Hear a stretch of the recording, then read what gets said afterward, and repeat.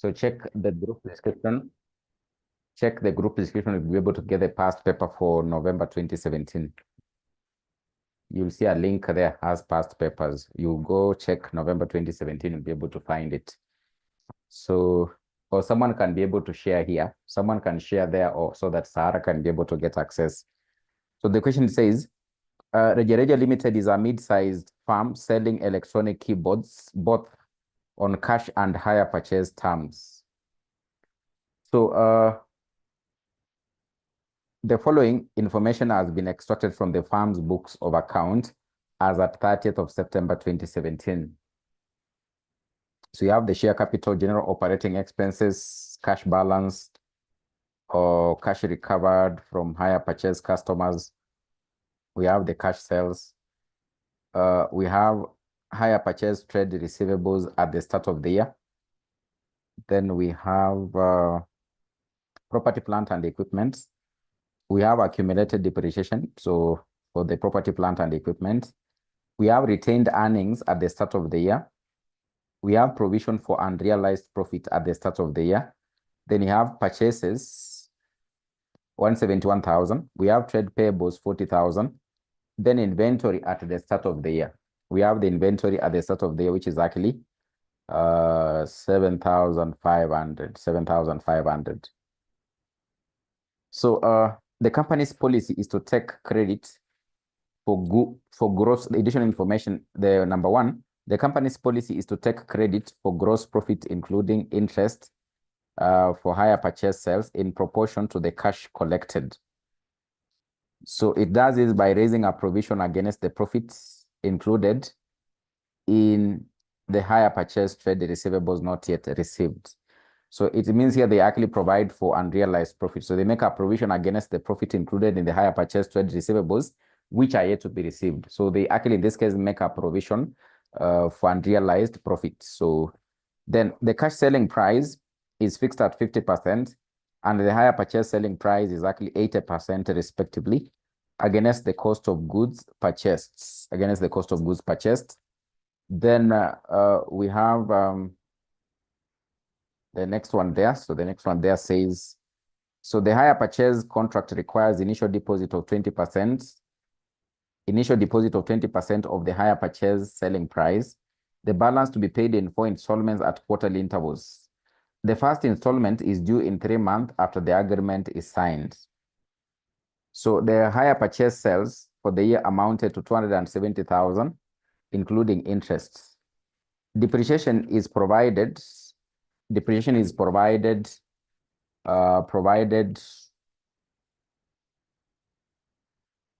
Depreciation is actually charged on property, plant, and equipment at the rate of 15% per annum on cost. 1/3 of the depreciation relates to what cash sales. The operating expenses are to be apportioned on the basis of cash and hire purchase sales. So you are required to prepare a Regereja Limited income statement for the year ended 30th of September 2017, showing separate columns for cash, hire purchase, and the combined sales. So this means this company is actually involved in 2 kinds of sales. We have the cash sales, and of course you have the hire purchase sales. That's why in this case, they want you to be able to show the 2 columns, that is for cash, and of course hire purchase, then you get what the combined sales. Then at the end of it all, you need to, for example, provide, in this case, Roman number 2, the statement of financial position as of 30th of September 2017. So of course, yesterday, in this case, when we were looking at the sales method, we said that you'll likely be called upon, maybe in this case, to be able to find out what are the debtors of this particular kind of entity. So under the sales method, you must find out, for example, what are the debtors. In any case, there was actually any repossession that was actually done. You need to, for example, find out or prepare the repossession account. Then, of course, in this case, there's, of course, the unrealized profit on the amount which are actually yet to be recovered from the customers who have actually purchased on hire purchase. You'll have to compute the unrealized profits. Unrealized profit, or profit which is actually not actually realized, when in this case, they are made actually the sales on hire purchase. They are made the sales on hire purchase. So we can commence by having to do a few workings here. So the workings, we can do a few workings here before we start having to prepare those statements. So the workings. So if you look at the number 2, you are told the cash selling price is fixed at 50% and the higher purchase selling price at 80% respectively against the cost of goods purchased, So of course, now in this case, the cash sales, you can see the cash sales in the trio balance. So of course, the cash sales, you can be able to see them in the trio balance is actually 36,000. So the cash sales,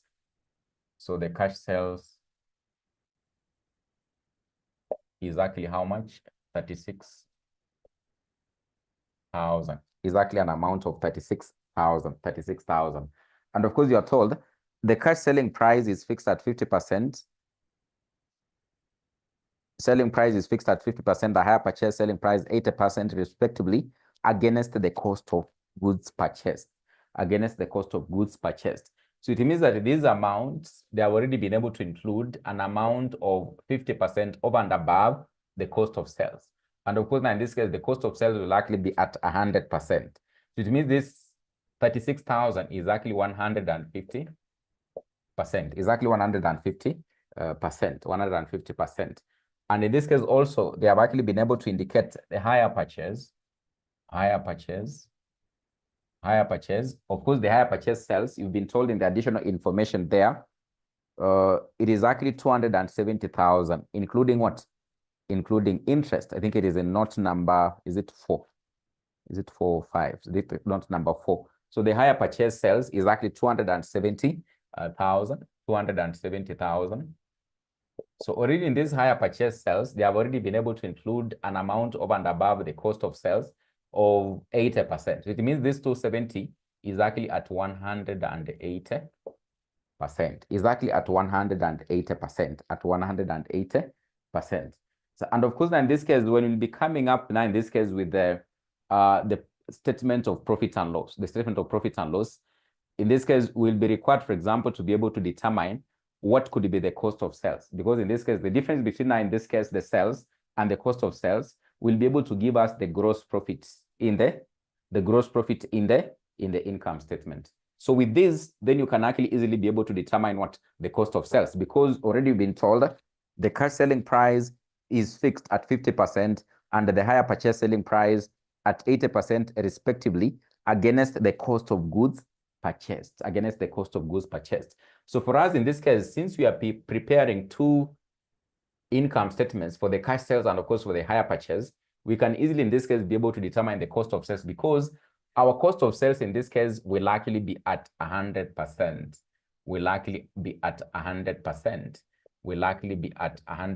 So the cost of sales regarding in this case, both will likely be at 100%.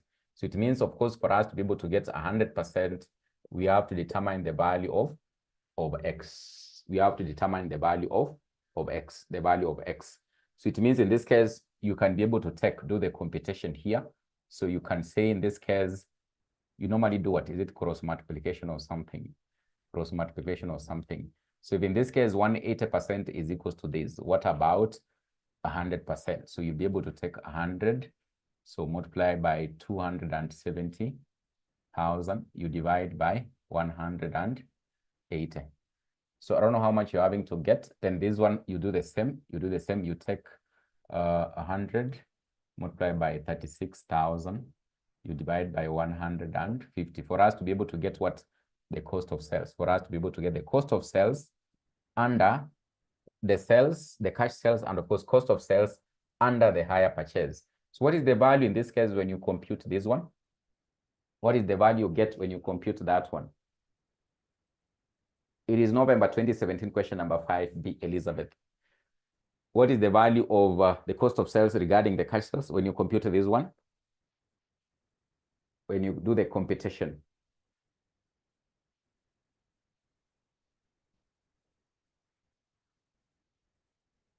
When you do the computation, what is the value of the cost of sales for the cash sales and of course for the higher purchase? So I can see cash sales, you're having to say it is actually 24,000. It means it is actually 24,000. 24,000. What about the hire purchase? The cost of sales for the hire purchase?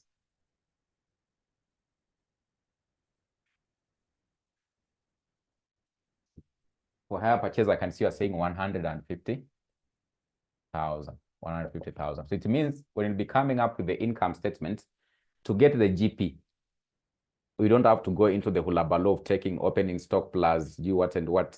To get the GP here, we'll just take this amount, we minus this particular amount, we'll be able to get what? Our GP. We'll likely be able to get our GP, gross profit, in the income statement. We'll also take under hire purchase, we'll be able to take this amount, we minus this one, we'll be able to get our GP. We'll be able to get our GP. Then so we can come up in this case with our debtors account. We can come up with our debtors account. So with our debtors account, with our debtors account, with our debtors account. So of course, if you look at the trio balance, the balance brought down regarding debtors, you've been told that the hire purchase trade receivables in the trio balance, the hire purchase trade receivables is an amount of 1134.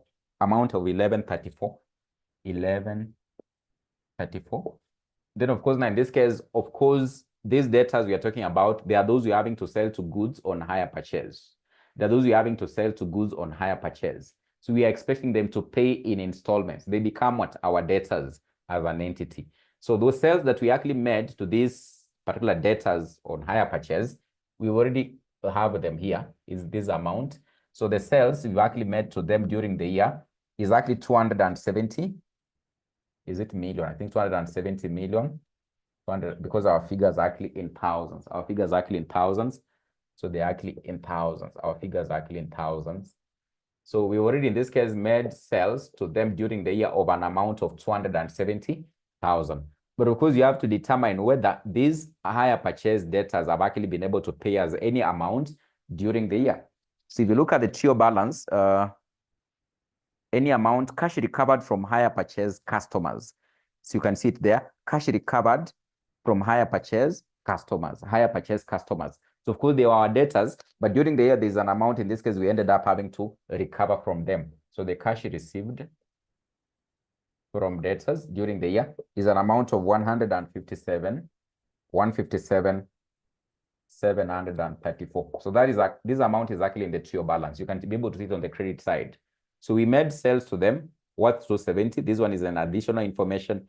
This one is in the trio balance. What you've already been able to recover from them during the year is actually an amount of 157,734. So therefore, in this case, regarding by the time we are coming to the end of the year, what amount will we be actually claiming from these debtors? The credit purchase, the hire purchase. What amount will we actually be claiming from these debtors? So you can get the balancing figure there. I think this one is 271,134. So 271,134. If you minus, what do you get? If you minus 271,134 to get the outstanding amount on the hire purchase sales. To get the outstanding amount on hire purchase sales, how much are you having to get if you minus 271,134 minus 157,734?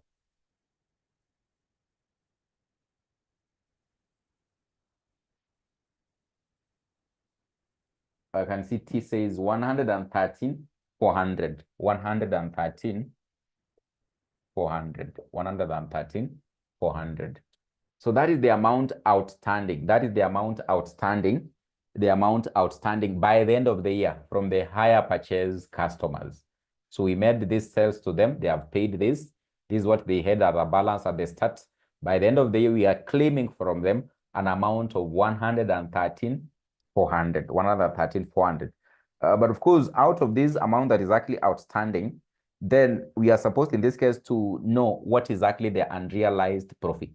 And of course, if you can be able to recall, when we are looking at the computations we end up having to make, we said that in this case, to be able to determine the unrealized profits, under the sales method, the unrealized profit under the sales method from the debtors, the profit we haven't been able to recover by the end of the year. So you'll likely be able to take the outstanding amount. You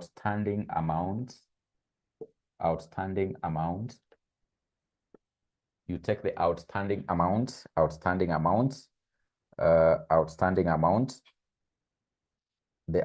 amount in this case, you actually divide by the higher purchase sales. The higher purchase sales, you multiply by the gross profit. You actually multiply by the gross profit. You multiply by the gross profit. You multiply by the gross profit. You multiply by the gross profit. You multiply by the gross profit. The gross profit. So of course, the amount outstanding there by the end of the year, the amount outstanding there by the end of the year, so is actually 113, 400. So can we put this amount outstanding? So it will be 113,400. You divide by the higher purchase sales, which are here, 270, these ones, 270,000. You multiply by the gross profit. So how do you get the gross profit? The gross profit, we've already been able to say, you know the formula. You normally take the sales. You take the sales, you minus the cost of sales. You normally take the sales, you minus the cost of sales. You normally take the sales, you minus the cost of sales. So it means that in this case, our gross profit here will likely be an amount of 120,000 on the higher purchase sales. That is the gross profit on the higher purchase sales. So the gross profit on the higher purchase sales is this one. But out of these sales we are talking about, there's an amount which you haven't been able to recover. So you haven't been able to realize this particular profit by the end of the year. So it means in this case, we'll have to be able to do what? Consider it. So it will be the outstanding amount divided by the higher purchase sales, which are these ones. You multiply, in this case, by the gross profit. So of course, the GP here is equals to the 270,000. You minus the cost of sales, which is actually 150,000. And of course, you'll be able to get an amount of 120,000, which is actually here. So of course, what do you get when you do the computation? What is the unrealized profit? What is the unrealized profit? So we don't actually do the computation of unrealized profit on the cash sales, because the cash sales you've actually been able to, when you sell on cash, you get the money. So you get the money, you've realized all the sales here. But in this case, there's this amount you haven't been able to recover when you are selling on higher purchase. That is where there is unrealized. You haven't realized that profit because you are yet to recover the money. But on cash sales, how do you compute unrealized profit on cash sales? Yet you sold on cash basis. You've already collected all the money. There's no amount that is outstanding out there.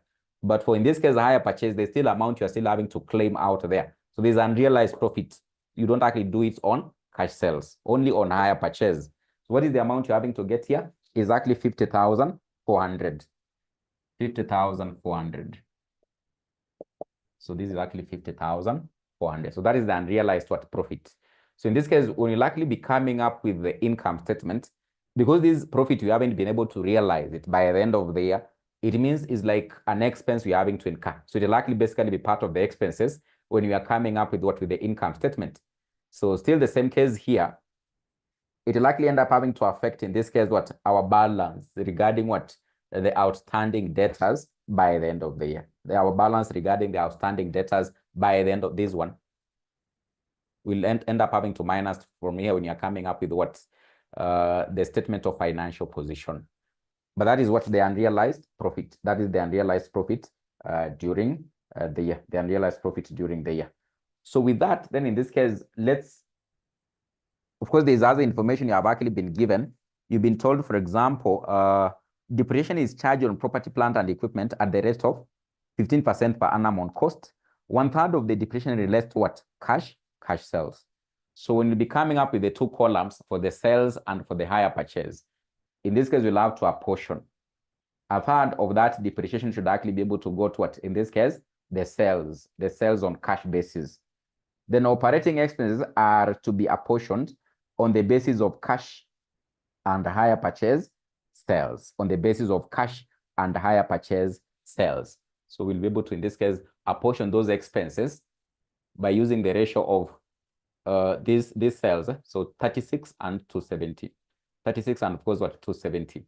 So you'll be able to add the two, then you use that ratio to do what, to apportion those particular what operating expenses. So you can now in this case come up with the income statement. Let's come up with the income statement for the two options, the cash sales and of course what the hire purchase sales. So Reja Limited, you can have Reja Limited.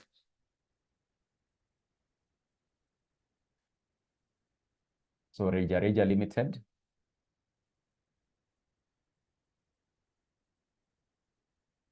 Reja Limited income statement. Income statement for the year ended. Income statement for the year ended. It is the year ended 30th of September 2017. So for the year ended 30th September 2017. For the year ended 30th of September 2017. So of course now in this case we have the cash sales.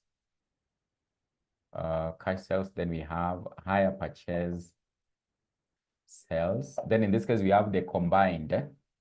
We have the combined sales. So that is what they have called upon us to be able to prepare.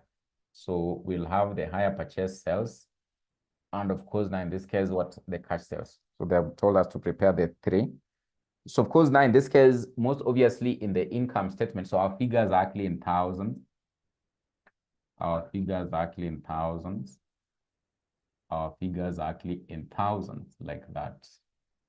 They're actually in thousands like that. So in this case, the sales, so the sales we've already actually been given. You start with the sales. You normally start with the sales. So of course the cash sales are here, 36,000. The hire purchase sales are here, 270,000. 270,000. Then you less the cost of sales. You less the cost of sales. And of course, the cost of sales are here, 24,000. And this one, 150,000. So with the difference now, in this case, you'll be able to get the gross profit. Gross profit, you'll get the gross profit. So this one is 12,000. This one is 120,000. This one is actually 120,000. So you can add to get the combined. You just add to get the combined. I think this one is 306. Is it 306? 306,000.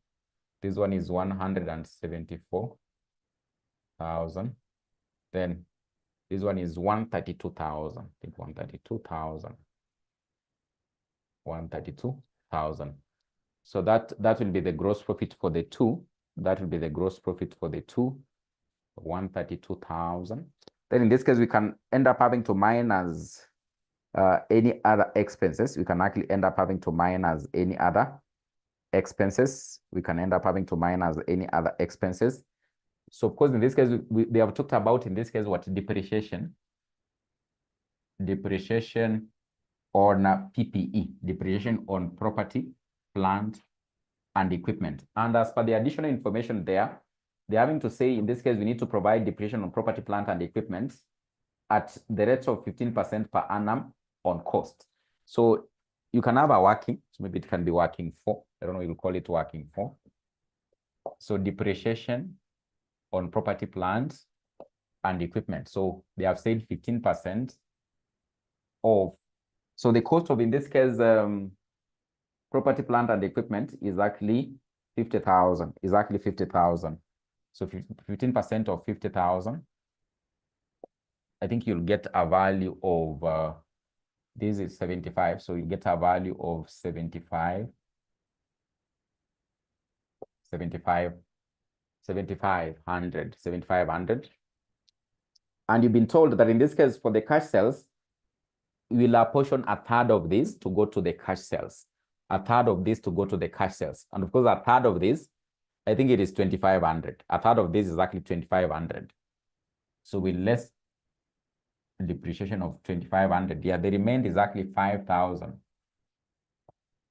which will likely go to, now in this case, the higher purchase sales, the higher purchase sales. Then there was profit which was not actually realized. There's profit which was not actually realized by the end of the year.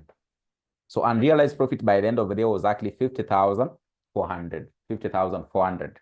But what you need to take note is that if you look at the 𝐂𝐸 balance, there, if you look at the 𝐂𝐸 balance, you have to confirm whether in this case there was any unrealized profit at the start of the year, because this one will be carried forward to the coming year. It will open the coming year. But in this case, in our 𝐂𝐸 balance here, there is provision for unrealized profit at the start of the year. 1st of October 2016 was 504 shillings. So by the time they were starting the year, that is 1st of October 2016, there was a URP of an amount of 504.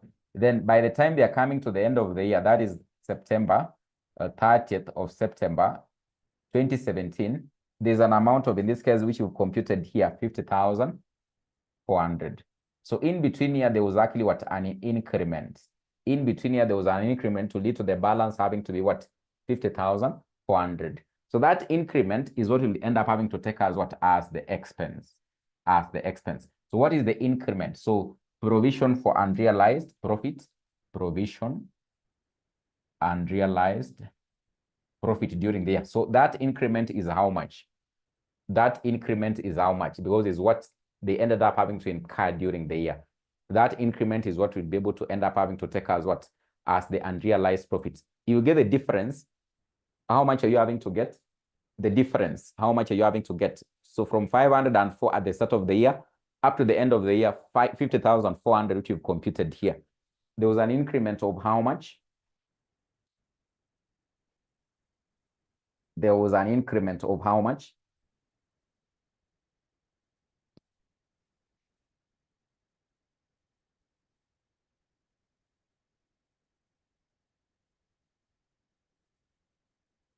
$49, I can still saying 49,891. Is it 49,891? Remember, this one is 504. I don't know whether you are looking at the question. So this is 504. This is 5,400. It can't be, or there's no one. There's no way one will appear there. It must be a figure of like 6 or something. It must be a figure of like 6 or something. I don't know. There's no way in this case one will actually appear there. There must be at least a 6. So it's 49,996 or something. 49,896. 49,896. We don't add, we minus, we get the difference because we want to know the increment. The increment is the expense you incurred during the year. So you don't add, but you get the increment. At the start of the year, this is what you had as a balance. What you incurred during the year made it to increase to this amount when you combine the two. So the increment during the year is what in this case we want you to be able to get. So I can see 49,896, 49,896. And remember that one is actually only having to affect what? The higher purchase sales. So it is not actually under cash. So 49,896, 49,896 will end up having also to do what? To deduct 49,896. So this one is 7,500 will deduct. Then any other expense we're having to see in this case, it is the general operating expenses as per the 𝐂𝐸 balance. The general operating expenses as per what? As per the 𝐂𝐸 balance. But for this one, if you look at note number 6, we've been told the operating expenses are to be apportioned on the basis of cash and higher purchase sales. So what it means by this, the general operating expenses, so the operating expenses,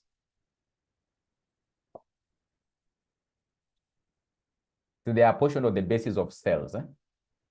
They are apportioned on the basis of sales. What it means by this, for cash sales, you need to take this 36,000. You take 36,000 over the total, which is actually 306,000. You multiply in this case by those expenses. I think it is an amount of 65,000. Is it 65,000?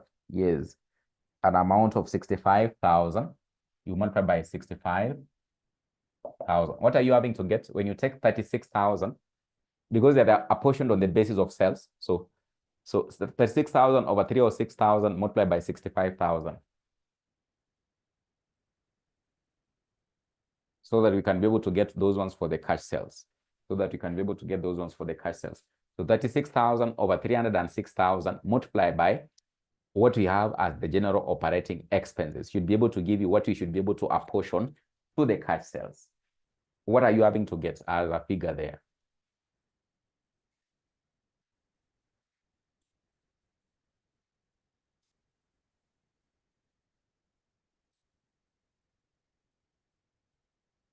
I can see you're saying 7647. 7647. 7647. 7647. You're getting 7647. So 7647. So you get the difference, eh? You get the difference by minusing from 65,000. Just minus from 65,000 to get the figure here. So because the total here should actually be 65,000. So get the difference to get the figure there. The difference to get the figure there.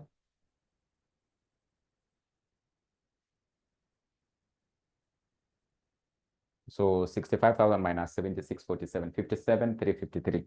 57, I can just saying 57,353. 57,353.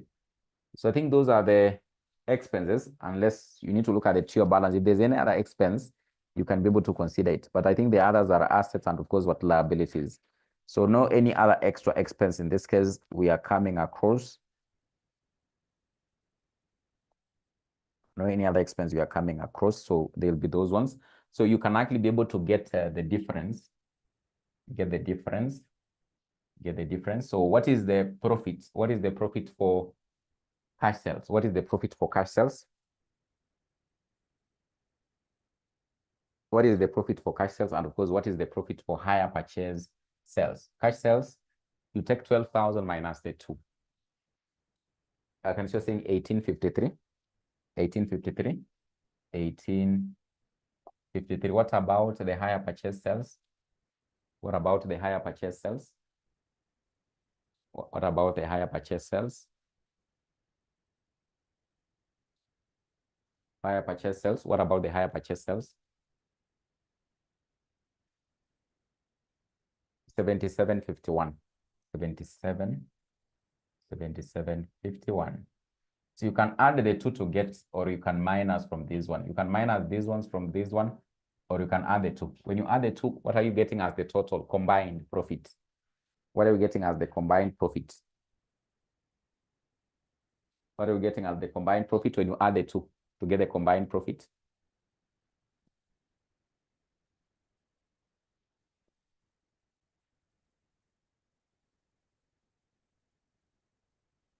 The combined profit, 9604. 9604. So 9604. So that is the profit that was actually realized. So you can minus, or in this case, you can just add the two. So that's how we come up with the income statement. So I want us in this case to now look at the second part, which wanted us in this case to come up with the statement of financial position. The statement of financial position.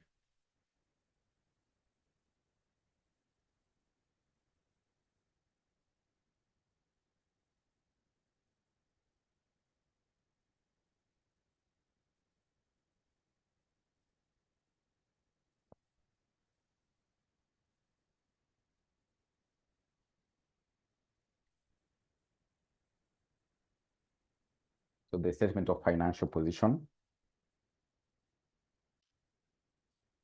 So Reja Limited, Limited.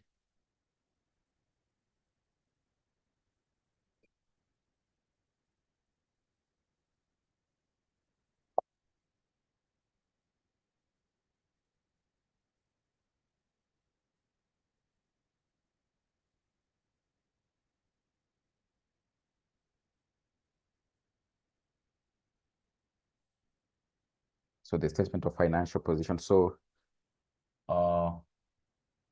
our shillings are actually in thousands. Our shillings are actually in thousands. So we start with the non-current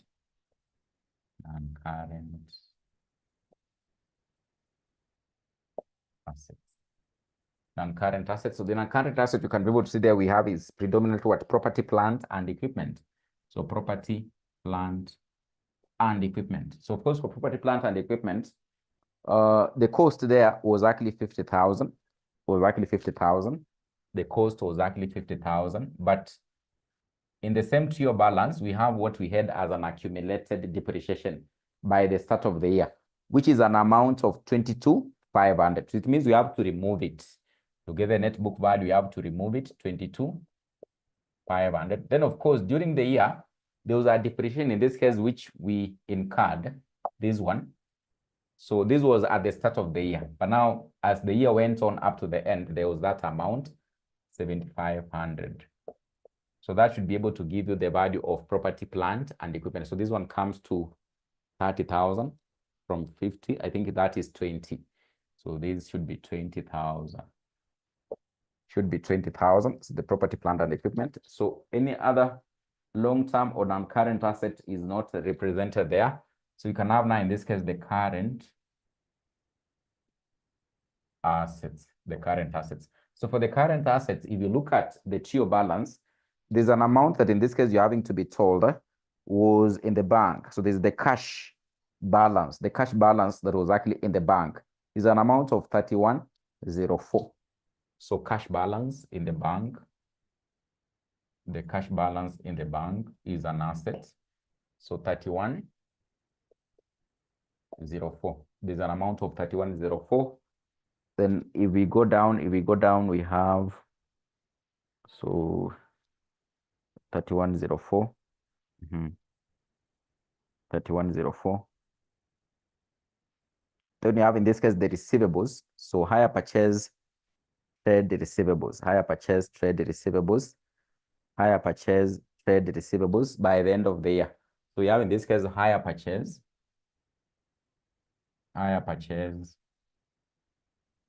trade the receivables, Remember our debtors account. In our debtors account, if you can recall, in our debtors account, we got an amount of, I think, by the end of the year, 113,400. Is it 113,400 in our debtors account? 113,400. 113,400. But in this case, out of this, there's what we call the unrealized profit we computed by the end of the year. So we'll have to minus that to get what can be validly be recovered from these trade receivables. So you'll take 113,400 to minus the URP. This URP you'll end up having to deduct from these trade receivables to get what is actually recoverable. It's like having to write off this amount, the unrealized profit here, to get what is recoverable by the end of the year. So in this case, 113,400 minus 5,400, you'll actually be able to get, I think it comes to 63,000. 63,000. Then, of course, they have given us the balance for inventory at the start of the year. In the TIO balance is an amount of 7,500. So is an amount of 70. We've been given also purchases, an amount of 171,000, an amount of 171,000. So we need in this case to try and actually see whether we can be able to get what the inventory by the end of the year, because in the additional information, it is not there. We've only been given the inventory at the start of the year, which is 7,500,000. And of course, purchases, which is actually what? 171,000. So of course, you have the figure for the cost of sales. We have the figure for the cost of sales, which in this case was an amount of how much? I think 100 and, so we have 171 as the purchases. We have the opening inventory as 171,000. Then in this case, we had the figure for the cost of sales. We had the figure for the cost of sales.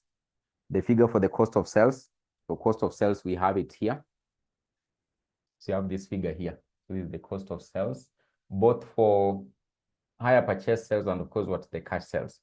So in this case, we know to be able to get the cost of sales,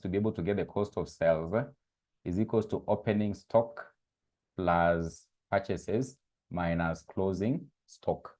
So that's how you normally do it. That's how you normally do it. The opening stock plus purchases minus closing stock. So of course, we have that 174,000 is equals to the opening inventory, which you've been given there, is 7,500 plus the purchases, which you've also been given in the trio balance, is 171,000 minus the closing stock. So board mass. So you'll be told that in this case, I don't know. So this one will cross the equal sign, come this other side. So if you do the mathematics there, then you'll have these 7,500 plus 171,000 minus 174,000 to be able to get the cost of sales. So the cost of sales here will likely be equal to these two amounts. So 7,500. When this one crosses, it becomes a negative. When this one crosses, it becomes a positive. So cost of sales is equal to 7,500 plus 171,000 minus 174,000. It should be able to give you the value of the inventory by the end of the year. So this one is the closing stock, actually. Is the closing stock is what that we are looking for, not the cost of sales. But the closing stock, when it crosses, then you do the mathematics. This one crosses, you get a minus there. You should be able to get the figure for the inventory. So it means for us to get the inventory here, we'll be able to take 7,500 plus 171,000 minus 174,000 So this one comes to 178. So it's 4,500 or something. 4,500. 4,500 should actually be, in this case, be what? Be our closing inventory, 4,500. So hope you've been able to see how we've gotten that. Use this formula here. So you insert, this one is the cost of sales, which is there. The opening stock you've been given in the trio balance. The purchase you've been given in the trio balance. This one is what you are looking for to see what was the closing stock by the end of the year. So when you do the mathematics using board mass, this is what you'll end up having to get. 7,500 plus 171,000 minus 174,000. You should be able to get 4,500 like that. So that's why in this case, you complete that one under, in this case, the current assets. Then in this case, we can go to equity and liabilities. Equity, and you can get the total here. Then you can go to equity and the liabilities. So of course, for equity here, if you look at the first item in the trio balance, you've been told share capital of 37,500. So you have a share capital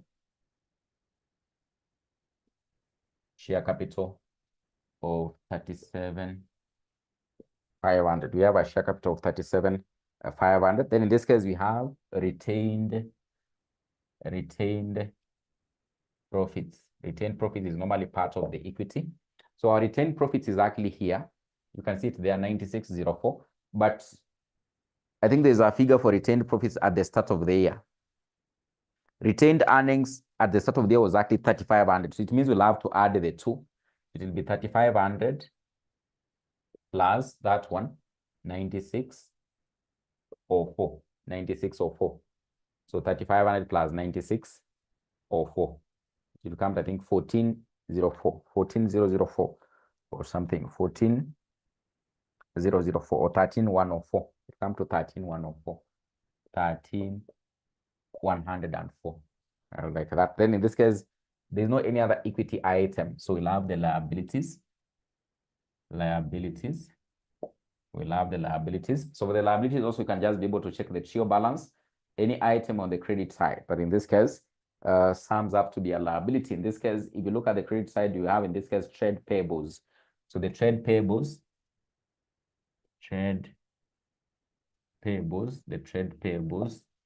is an amount of 40,000.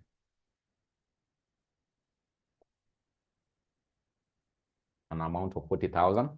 So what are you getting when you sum? 20,000, 3104, 63 plus 45. 20,000, 3104, 63,000, 4,500.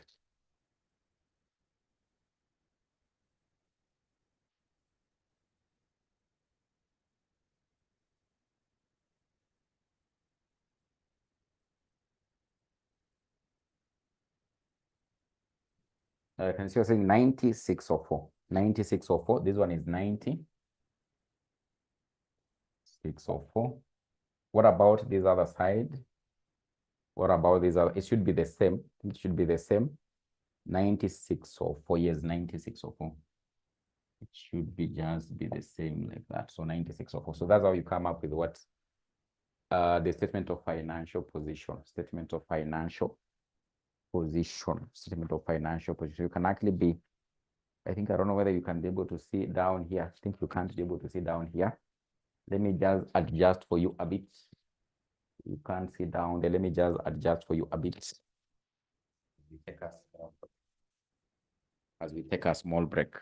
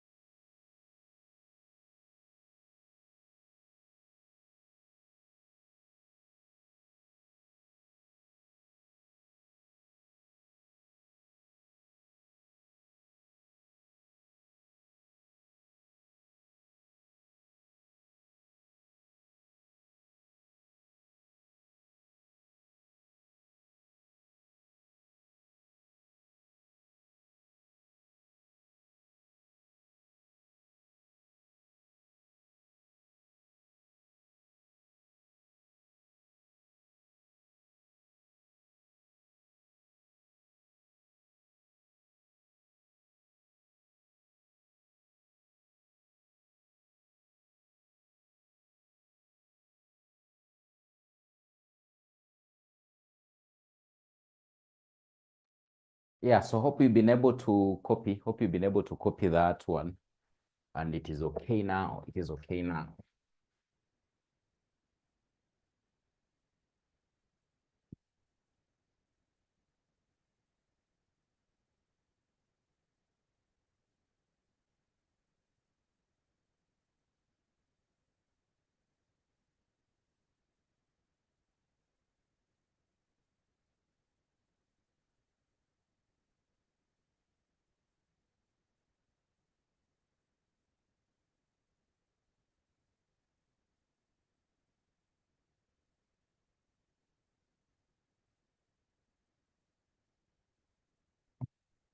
So there are a few areas here and there which I would like us to be able to touch on,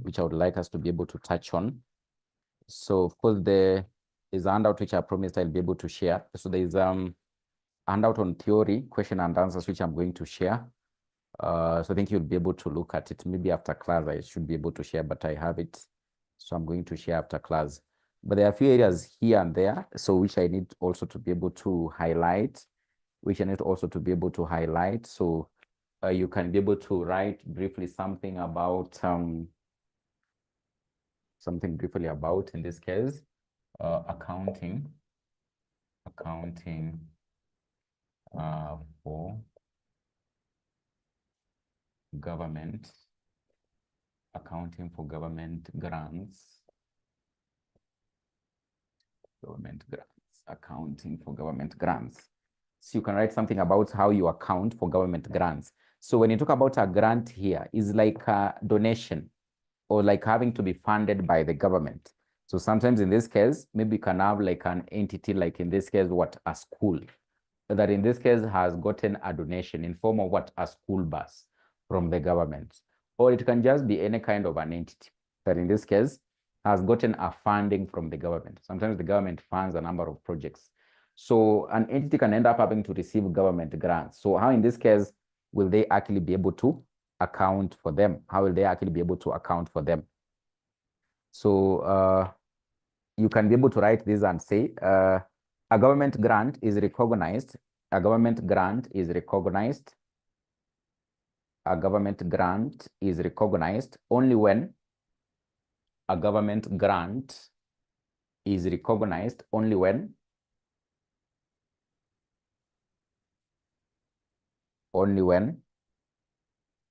there is an assurance, only when there is an assurance, only when there is an assurance. A government grant is recognized only when there is an assurance. A government grant is recognized only when there is an assurance that semicolon, number one, the entity will comply with any conditions attached to the grant. The entity will comply with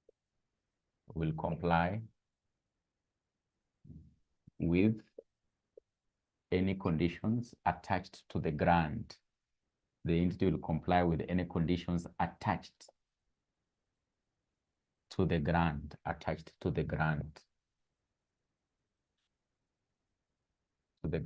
So maybe in this case, the grant is given on the condition that in this case, they'll be able to provide the expenditure of that grant. Or in this case, the grant is given on the condition that only it will likely go to, for example, if it's a school, it will only go to fund the vulnerable in the society.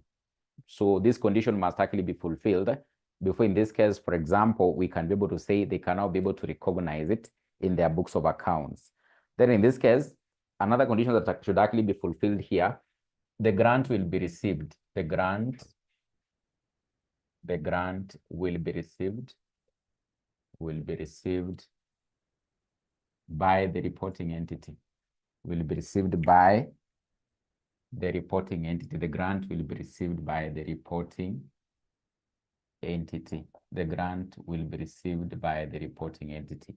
So there must be that ascertainment that in this case, they'll be able to receive the funds. And of course, there can be a number of indications as to how in this case, whether they have actually been able to receive. Maybe through the bank statements of the reporting entity, this money might have actually been received. So if it's actually been received, then in this case, they need to be able to do what? Report in their books of accounts, report in their books of accounts. So the grant is recognized. So how do you recognize it now? Let's say, for example, you've received a grant as a reporting entity. How do you recognize it now? So the grant, the next paragraph, the grant is recognized as an income. The grant is recognized as an income. The grant is recognized as an income over the period. The grant is recognized as an income over the period necessary. The grant is recognized. It will be recognized as an income. The grant is recognized as an income over the period necessary, to match them with the intended, or related costs. To match them with the intended or related costs. The grant is recognized as an income over the period necessary, to match them with the related or intended costs over the period necessary, to match them with the intended or related costs. So if in this case it was expected to be spent in the year 2024 and it has been received, they can be able to match those costs they incur for the grant, then it will be recognized as an income. Then in this case, we've been able to say sometimes it cannot be money. Maybe in this case, if it's a school, they have donated a school bus. They have donated what? A school bus. So it can be non-monetary. So how do you deal with the non-monetary? The next paragraph, non-monetary grants, comma, such as land, non-monetary grants, comma, such as land and other resources, non-monetary grants, comma, such as land and other resources, are usually accounted for at fair value. Are usually accounted for at fair value.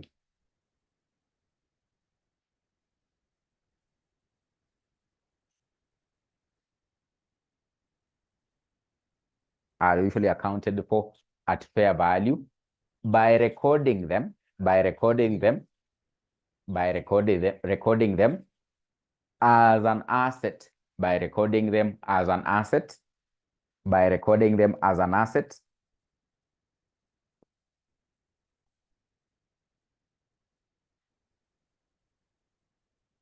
by recording them as an asset, by recording them as an asset. By recording them as an asset, by recording them as an asset.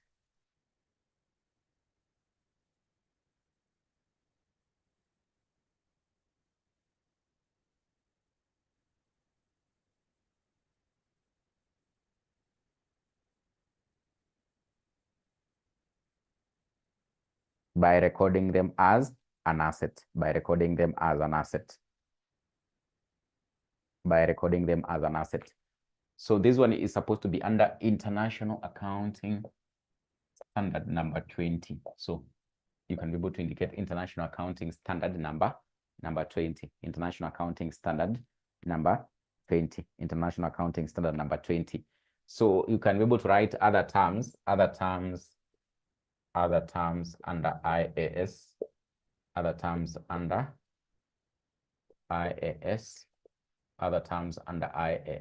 20, other terms under IAS 20. So the first term, you can be able to indicate government assistance.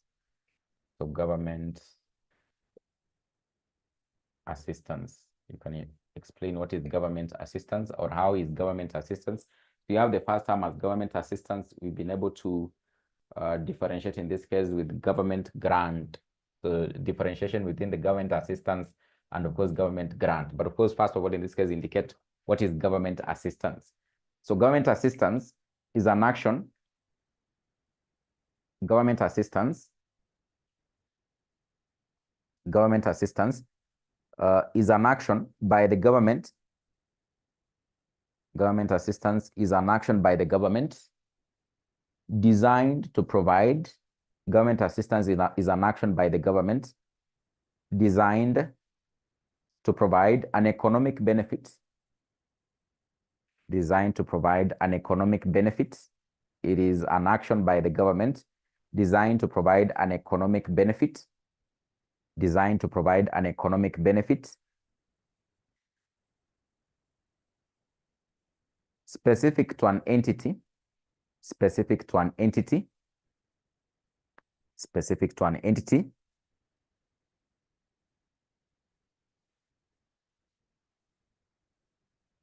Specific to an entity.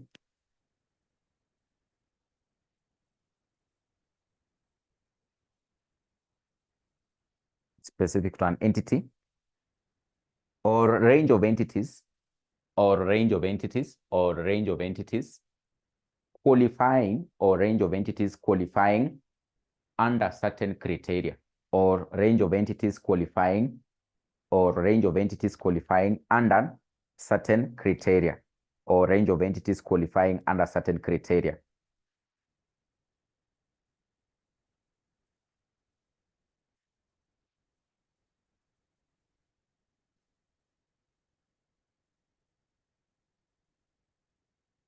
Or range of entities under certain criteria, under certain what criteria. So there's a criteria that in this case, the government has actually been able to, for example, maybe define, they can be able to define a particular people, what it may be in the society. Then of course, they provide them with what we call what maybe government assistance. So that won't actually be taken as what, as a grant. So it is just specific to an entity or a range of entities qualifying under what certain criteria. Maybe in this case, they are qualifying because they are maybe what people with disabilities, or people with disabilities. Or maybe in this case, they are what children, or maybe in this case, they are the elderly. They are the elderly. So the government can give them what we call what maybe assistance. So they have actually been categorized under that criteria. So they have that specific criteria. So therefore, they'll be funded, but now in this case, we won't call them a government grant, but now in this case is what government, they get government assistance. Government assistance. Then you can be able to differentiate it from a government grant. So number two, maybe you can now in this case try to define what is a government grant now. Government, differentiate it from a government grant. Differentiate it from a government grant. So government grants are assistance by government. Government grants are assistance by the government in form of transfers. Government grants are assistance by the government in form of transfers of resources. Government grants are assistance by the government in the form of transfers of resources. In the form of transfers of resources in return for past. In return for past. In return for past or future compliance. In return for past or future compliance. In return for past or future compliance with certain conditions. In return for past or future compliance with certain conditions relating to the operating activities of the entity. Relating to the operating activities of the entity. Relating to the operating activities of the entity.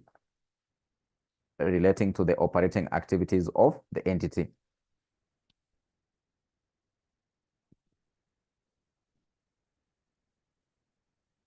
Relating to the entities of the activity, relating to the activities of the entity. So in this case, you can see under government grants, this one, the conditions. So you can be able to underline their conditions. They're actually conditions that should actually be fulfilled. The entity will comply with any conditions attached to the grant. So there, in this case, under grant, it is exactly what conditions, but here there are no conditions. It's just what? An assistance. An assistance. Having been able to define a particular criteria of that entity. They can give it assistance without any form of what conditions. But with a grant, then the government gives you the money, then they give you, like, for example, condition 1. This is what you must be able to do. Report back to us how you've been able to spend the money. Condition number 2, in this case, you must actually be able to provide this kind of what licensing for us to be able to, for example, provide you with what, with the grant. So they give you conditions under grant to be able to fulfill.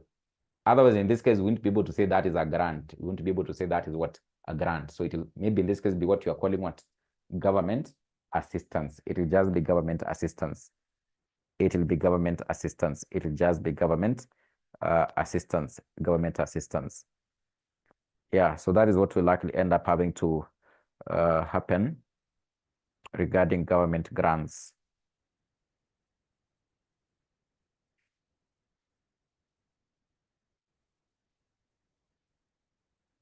Then maybe the final paragraph before we move on from government grants, you can be able to write the last paragraph and indicate disclosures. disclosures should be made. Disclosures should be made. Disclosures should be made in the financial statements. Disclosures should be made in the financial statements. Disclosures should be made in the financial statements regarding the accounting policy. Disclosures should be made in the financial statements regarding the accounting policy adopted. The accounting policy adopted. The accounting policy adopted in reporting the government grants. The accounting policy adopted in reporting the government grants. In reporting the government grants, and any unfulfilled conditions. So if there are any unfulfilled conditions under the grant, they should be able to make the disclosures. And any unfulfilled conditions, and any unfulfilled conditions, and any unfulfilled what conditions. So they should be able to indicate in the disclosures. You know, in this case, if it's an entity that is actually so much dependent upon, in this case, what you're calling what the government grants here, it means that if they don't actually fulfill the conditions, subsequently, the next year, 2025, they won't get the government grants because they were given that grant to fulfill conditions. If the government realizes for the year 2024, they never fulfilled, they won't be funded. Let's say, for example, in this case, we are talking about what? Just an example, the county governments are actually called upon in this case to do what? To maybe in this case, prepare their budgets and of course submit as far in this case they spent their money to the treasury before they are funded. So that is the conditions they must actually be able to fulfill. Otherwise, they won't be able to be funded again the coming year. So if it's an entity, if it hasn't met the conditions, why should it actually be funded further? So therefore, in this case, if there has been unfulfillment of these conditions, whenever in this case they are preparing, let's assume maybe they are published financial statements. They are published financial statements. In the disclosures, they should be able to indicate that in this case, of course, there are these conditions which we never actually did what fulfill. So that basically tries to define the going concern of this entity, because if they won't get the funding in future, they'll close business, they'll close shop. And of course, that is the picture that in this case, the person having to, for example, read these financial statements wants to get, so that he can be able to make what an informed decision about the future of this entity. So if they haven't met these conditions, then it means they have to do what? Make the disclosures in the financial what? Statements. In the financial statements. If they fail to do so, it means that when the auditor comes in, he'll be able to, for example, ask them as to whether in this case they have been able to do what? Fulfill these conditions. If they haven't fulfilled, the auditor will know, because what is having to be published here are the audited financial statements. They have actually been verified by the auditor. So if they haven't, for example, disclosed these what conditions, it means that the auditor will raise questions. The auditor in this case will raise questions, and of course, he can actually end up having to do what? Give a bad report about the financials, because they haven't done what, for example, disclosed. They haven't met the conditions. So that's in this case, we're having to say that any conditions should do what? Should actually be fulfilled, regarding government grants, So that's what basically in this case you likely end up having to report on what you're calling what the government grants, the government grants.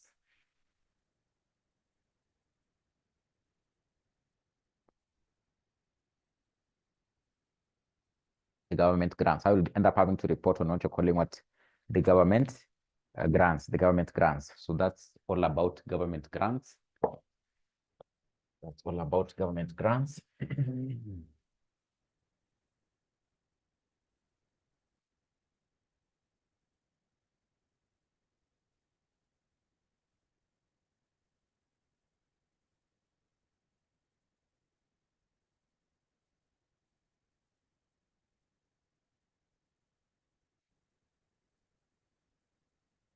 So you can write this one. So also we can look at briefly at this one. So financial assets, financial assets and financial liabilities, financial assets and financial liabilities,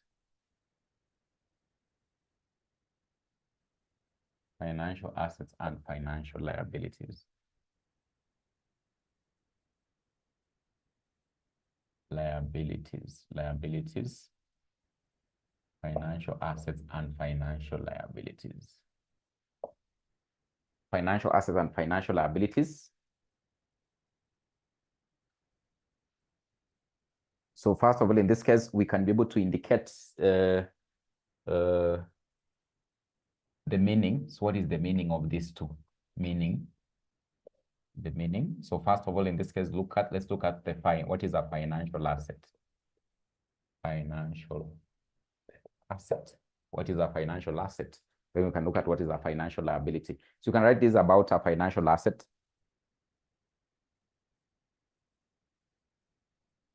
You can write this about a financial asset.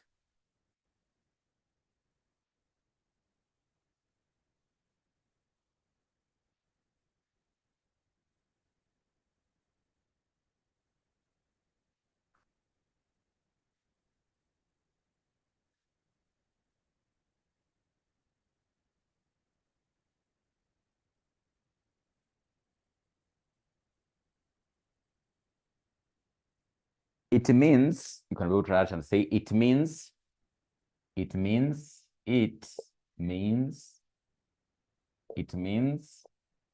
this case, number A, what does it mean? Number A, it means cash. So if you have cash, that is a financial asset. So it means cash. It means cash. It means any asset. It actually means any asset. That is, it means any asset. It means any asset. That is, it means any asset.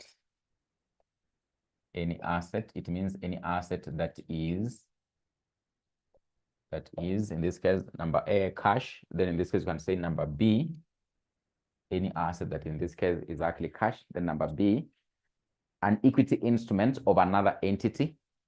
An equity instrument,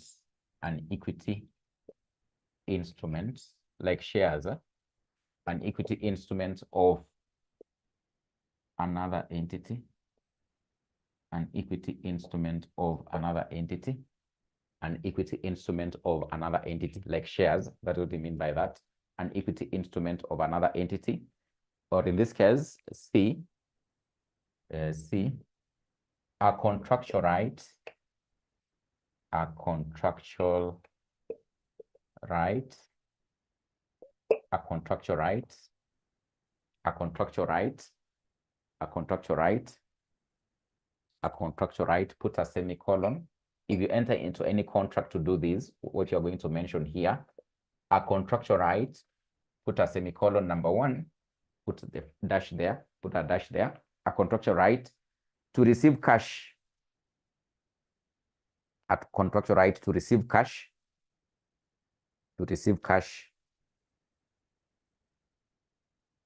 a contractual right to receive cash, or a financial asset, a contractual right to receive cash, a contractual right to receive cash, or a financial asset from another entity to receive cash, or a financial asset, another financial asset from another entity, then this particular contract here will give rise to what we're calling what a financial asset. So we'll be able to conclude that is, like in this case, what expected future inflow regarding what a financial asset. Then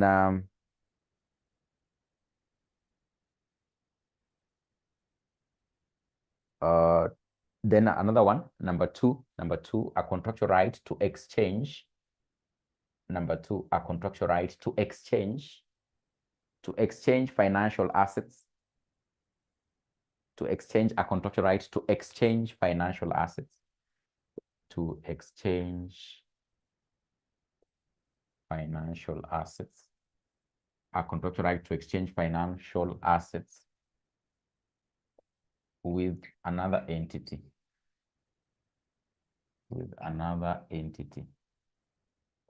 To exchange financial assets with another entity.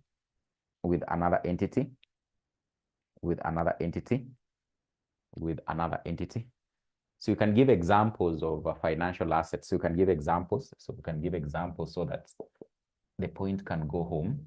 You can give examples so that the point can go home. You can give examples so that the point can go home. Examples of financial assets. Examples of financial assets. So investment in equity. You can say investment in equity. Examples, you can have investments in equity. In equity or in shares. Investments in equity or in shares. We can have, in this case, cash equivalents. So cash and cash equivalents. Cash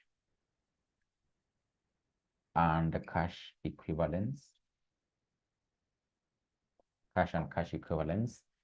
Trade receivables. Trade receivables. Trade receivables. So you're expecting future inflow. So you're expecting this cash. So it is a contract to receive the cash, because it's a trade receivable. It's a contract to receive the cash from the trade receivable. So that's what a financial instruments. Financial instruments. Financial instruments.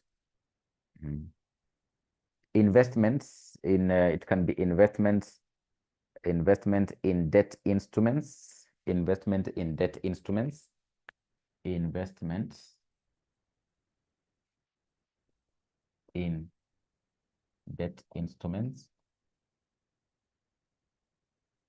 E.g., in this case, you can give example e.g. of that one, like debentures. Like debentures. Investment in debentures. So there'll be an expectation of what? An inflow out of this, these, or cash to be received out of these. Those are just the examples. Those are just what the examples. Then now in this case, what is a financial liability? So meaning of a financial liability. A financial liability. Meaning of a financial liability. So number two, financial liability.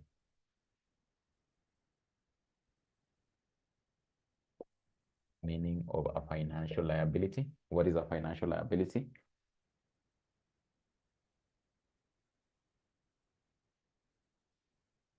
So you can say it is a liability that,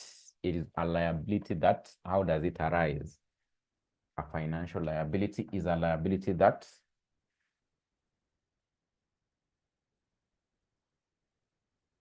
it is a liability that it is a liability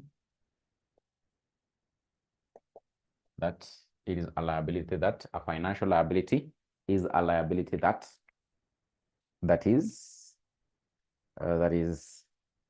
a contractual obligation. You can just continue.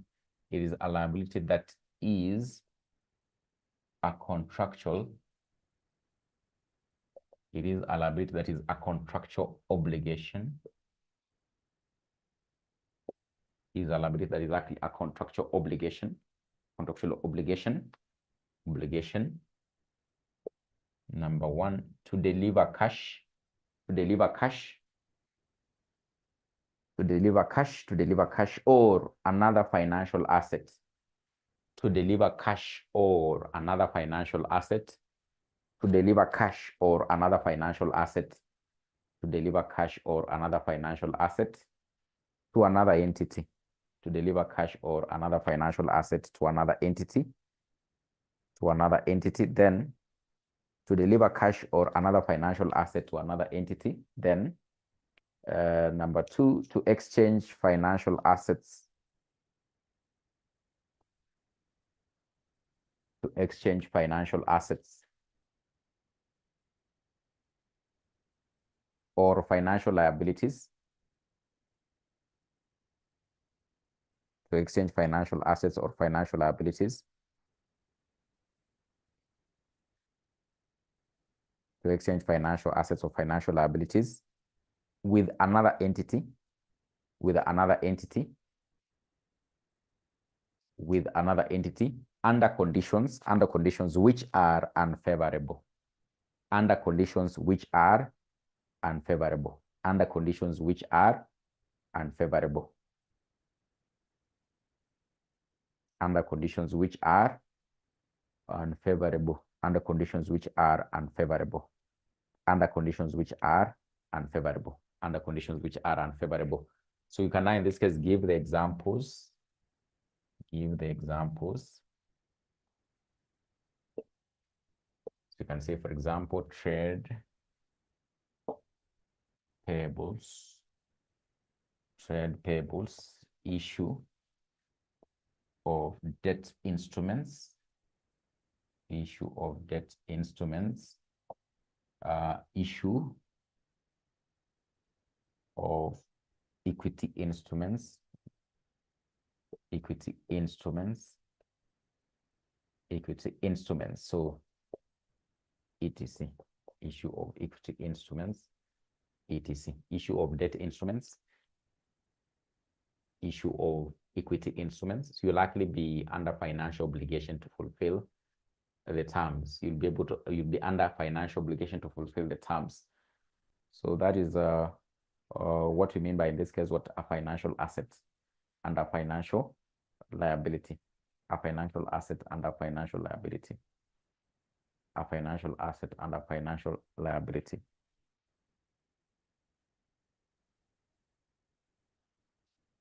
So you can be able to write briefly the last thing you can be able to write, derecognition. So of course you're having to say these ones, you'll end up having to recognize them as financial assets because they are, once the contracts arise, you have to recognize them as part of the assets. But now there's a particular point in time whereby now in this case, you'll have to derecognize them. You no longer want to, for example, in this case, be holding shares in a company forever. So when you're holding the shares in the company, during that point in time, you can actually, for example, refer to it as what, as a financial instrument you have. But of course, at a particular point in time, you might sell the shares. So will you still continue to, for example, consider this as an investment that you can be able to call as a financial asset in your books of accounts? It means that in this case, at a particular point in time, they can be what we call what, derecognition. You need to remove them in your books of accounts. You no longer, in this case, have to recognize them as to be part of what, your books of accounts. If in this case, if it's investment in equity or shares, that is an investment you've made, is an asset you have to recognize because there's that's what contractual obligation, expecting, for example, in this case, what maybe an investment or this money to come back. So a financial asset should be derecognized when derecognition of financial assets and liabilities, financial assets and liabilities, derecognition of financial assets and liabilities. So in this case, we can start with derecognition of a financial asset. So you can write and say, a financial asset will be derecognized. A financial asset will be derecognized, will be derecognized, derecognition, will be derecognized, a financial asset will be derecognized when semicolon, a financial asset will be derecognized when, semicolon, number one, the contractual rights to the cash flow, the contractual rights to the cash flow, the contractual rights to the cash flow from the financial asset, the contractual rights to the cash flow from the financial asset have expired. The contractual rights to the financial asset have, the contractual rights to the cash flows, the contractual rights to the cash flows from the financial asset have expired.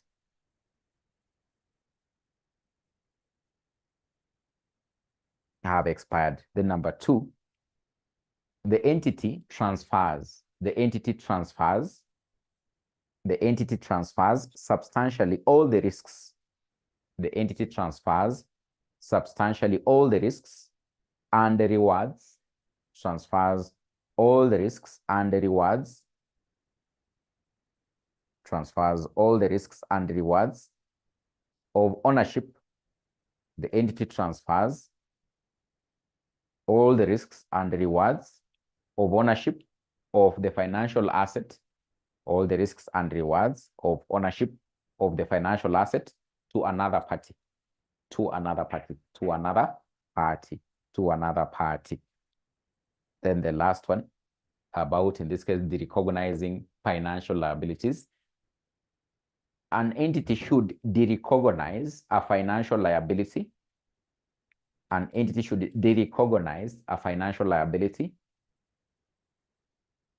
An entity should derecognize a financial liability when, semicolon, an entity should derecognize a financial liability when, semicolon, the financial liability,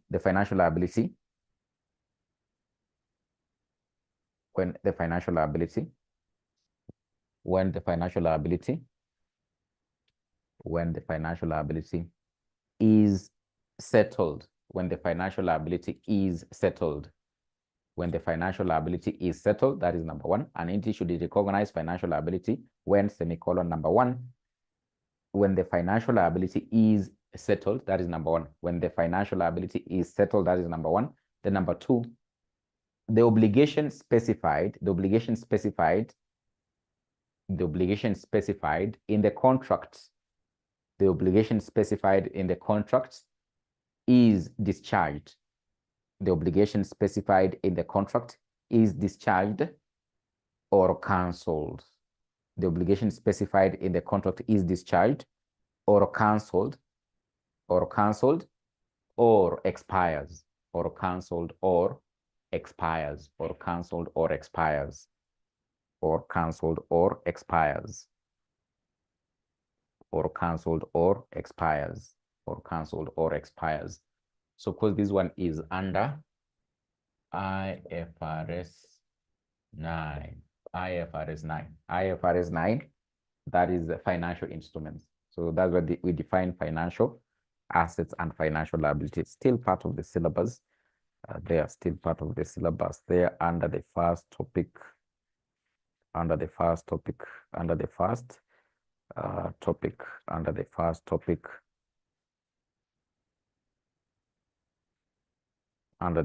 So I think we can maybe wind up there. So we can actually be able to wind up there.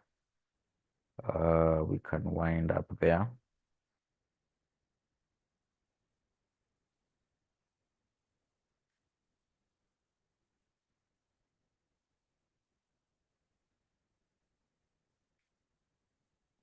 Yes, we can wind up there. So I don't know if there's any questions, so maybe you can ask. So we'll meet in the next class. So in the next class, I think we'll handle leases. Then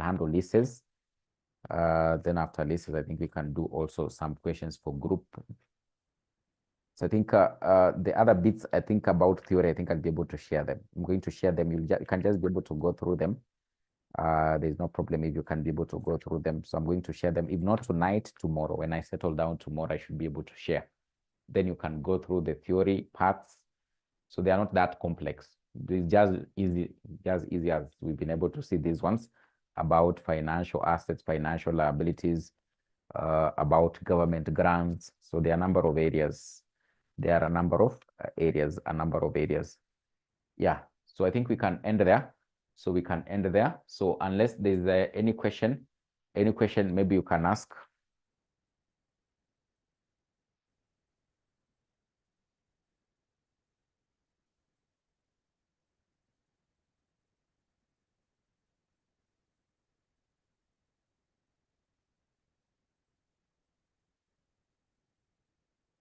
So if there isn't, then I think let's end there for now. Let's end there for now. So we meet in our next class. We'll meet in our next class. We meet in our next class. We meet in our next class. So I'm not sure whether I'll be able to come in tomorrow. So, but we'll see what will happen. If I won't come in tomorrow, then I think we'll meet on Tuesday, Wednesday, and Friday. Tuesday, Wednesday, and Friday. Tuesday, Wednesday, and Friday. So, of course, from next week, we'll be so much focusing on revision. We'll likely be so much focusing on revision on the most likely areas that I will end up having to be tested. So, make sure we have like 3 weeks. Don't actually miss out on what is happening in the next 3 weeks, because time is not really on our side. Time is not really on our side. Don't miss out on what is actually happening in the next 3 weeks. Otherwise, thank you very much. So enjoy the weekend. Enjoy the weekend.